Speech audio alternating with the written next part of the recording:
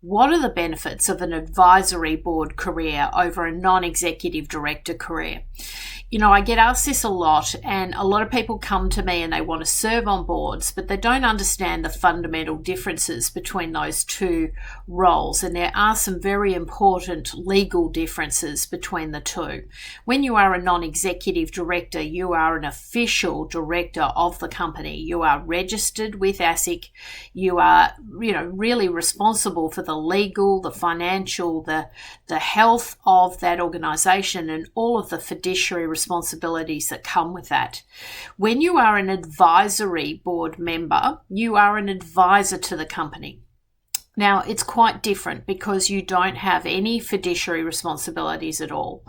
And it's really important that if you do become an advisory board member, that you do step out of the equation, you do step out of conversations that might deem you to be a shadow director, because you actually don't want to be steering the company and making financial and legal decisions for that business. But as an advisory board member, you can give your advice, and the company can take or leave that advice. So advisory board work is very attractive to a number of executives for a number of reasons. Firstly, it's a lower risk profile appointment. You don't have the fiduciary responsibilities. You're not on the hook, so to speak. And, when you're dealing with often smaller businesses, smaller enterprises, particularly early stage, high potential companies, you don't want that risk. You don't want that risk profile. You don't want to be worried about insolvency. You don't want to be worried about, is the company able to pay its bills on Friday? Because you take on that responsibility when you become a non-executive director. Advisory boards are increasingly being used by small, medium enterprise because the directors and the owners of those companies also don't necessarily want non-executive directors in their businesses. They want to be able to have a bit more freedom, a bit more latitude with how they run their enterprises. And so there is this surge, if you like, in terms of advisory board seats in the market, and a huge willingness on both parties to play a role. So for my mind, it's a really, really good career pathway. It's a great opportunity to serve, to give advice, to help companies grow, navigate business challenges. You're not taking on the fiduciary responsibility for the company. Your advice can be taken or left, and that's a good scenario for all the parties involved.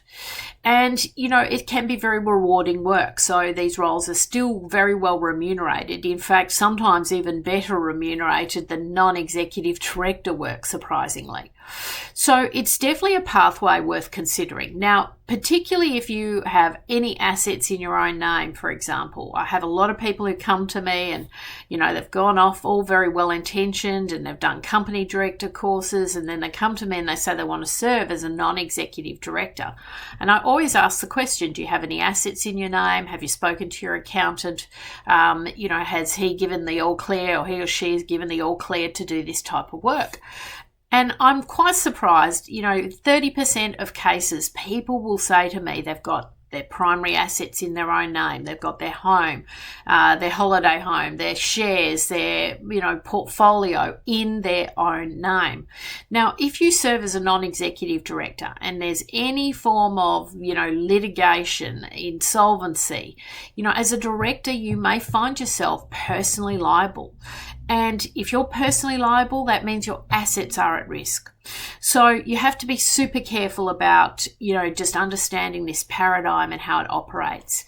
Now, in a volunteer situation, if you're volunteering as a non-executive director, say, for example, in a charity, that risk profile is a lot lower than in a commercial enterprise where you're being paid as a board director. So volunteer board directors have a little bit more of a lower risk profile, and that's to encourage people to serve in the not-for-profit sector as a volunteer board member. But, for the most part, I still see a huge opportunity for people to serve as an advisory board member, the chair of the advisory board, a member of the advisory board. And advisory boards can be constituted so that they can support the senior executive team. They can be constituted to support the board itself. And, in some cases, they are the board because the company does not want fiduciary directors in the business, non-executive directors in the business. So consider it as a pathway. I think it's a great opportunity for a low-risk opportunity to provide your services, provide your advice, generate an income for this work, and keep your own personal risk profile extremely low.